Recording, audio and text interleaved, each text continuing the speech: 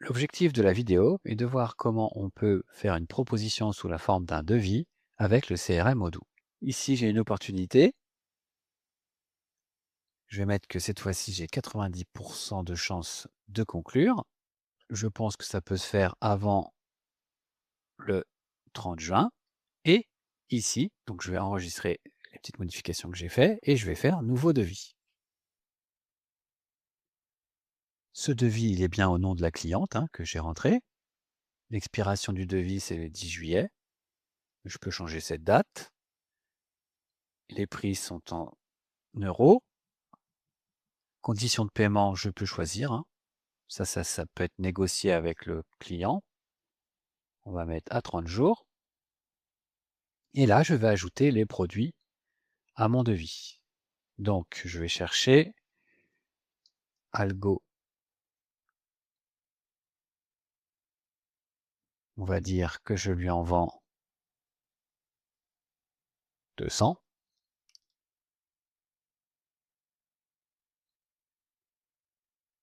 Ça, c'était en 10 litres.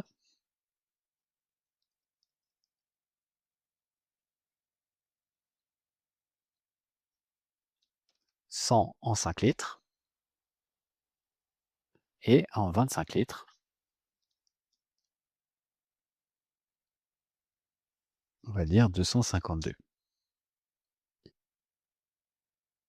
Alors, j'enregistre ça. Ici, donc, je peux envoyer le devis. Donc, vous voyez qu'il y a quelques petites variantes qu'on peut choisir au niveau du modèle de devis. Je peux continuer, on va dire que ça me convient.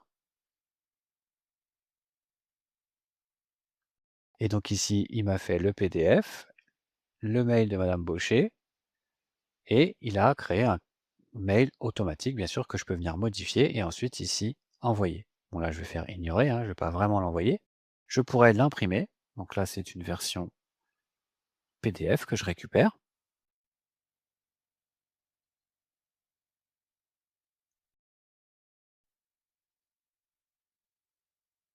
Je peux faire un aperçu, et surtout, si je quitte ici, je retourne dans Vente, mes devis, et je retrouve le devis qui est en cours, avec la personne qui est chargée de le suivre, c'est-à-dire, c'est toujours le vendeur Tobin, mais je peux changer, je peux aussi changer l'équipe, c'est-à-dire ça peut passer de l'équipe de marketing à l'équipe de vente, par exemple. Ensuite, si ce devis est validé par le client, ici je peux le confirmer. Et du coup, une fois que j'ai confirmé le devis, il m'édite un bon de livraison. Alors il vérifie si les quantités sont disponibles. Donc si jamais il manque des unités, il faut retourner dans le module vente pour refaire du stock. Je peux de nouveau ici imprimer en PDF mon bon de livraison.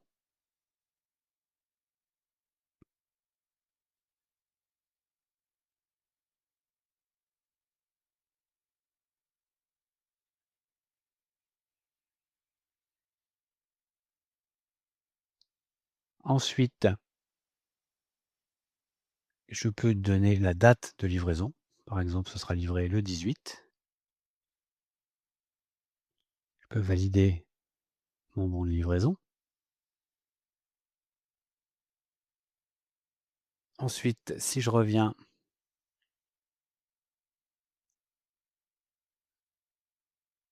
dans mes devis, il est toujours ici. C'est le numéro 2 ici, là. Et je peux aller, si je le rouvre, créer une facture correspondant à ce devis une fois que j'ai fait le bon de livraison. Facture normale, créer un brouillon. Même chose, la date de facturation, si je dis que je livre le 18, je peux mettre le 18, pourquoi pas.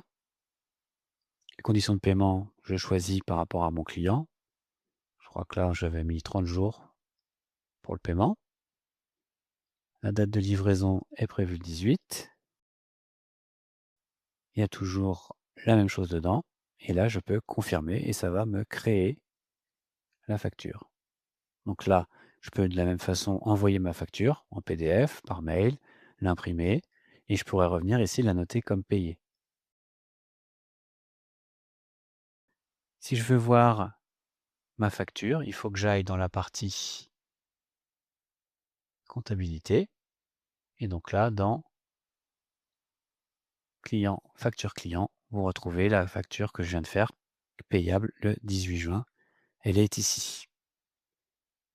Et je retourne ici pour voir la commande et ici pour voir le bon de livraison qui correspond. Et voilà.